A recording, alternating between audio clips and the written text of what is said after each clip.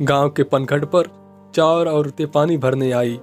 पानी भरते भरते वे एक दूसरे से बातें करने लगी। चारों के एक एक पुत्र थे।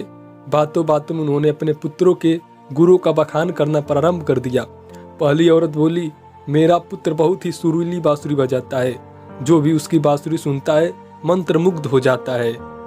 मैं ऐसा गुणवान पुत्र पाकर बहुत प्रसन्न हूँ।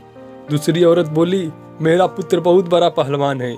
इस गांव में ही नहीं बल्कि दूर दूर के गांव में उसकी बहादुरी का डंका बजता है। ऐसा गुणवान पुत्र भगवान सबको दे।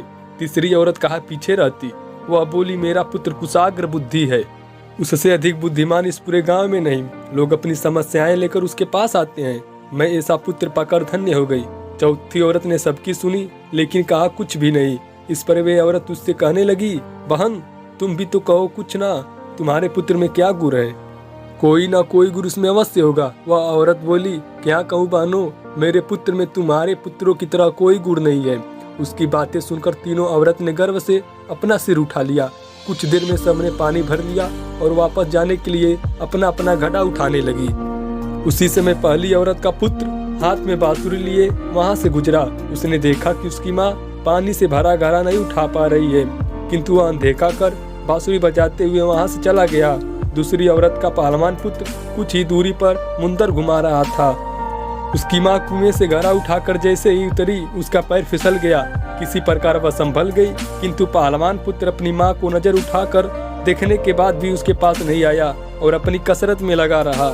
तीसरी औरत का पुत्र भी वहां से किताब पढ़ते हुए निकला। उसकी माँ ने कहा, पुत्र मैं दोनों हाथों से घड़ा पकड़ी हुई हूँ, रस्सी जरा मेरे कंधे पर डाल दे। लेकिन वह अपनी माँ की बात अनसुनी कर वहां से चला गया। तभी चौथी औरत का पुत्र वहां आया। अपनी माँ के सिर पर घड़ा देख उसके पास गया और उसके सिर से घड़ा उतारकर अपने सिर पर रखकर चलने लगा।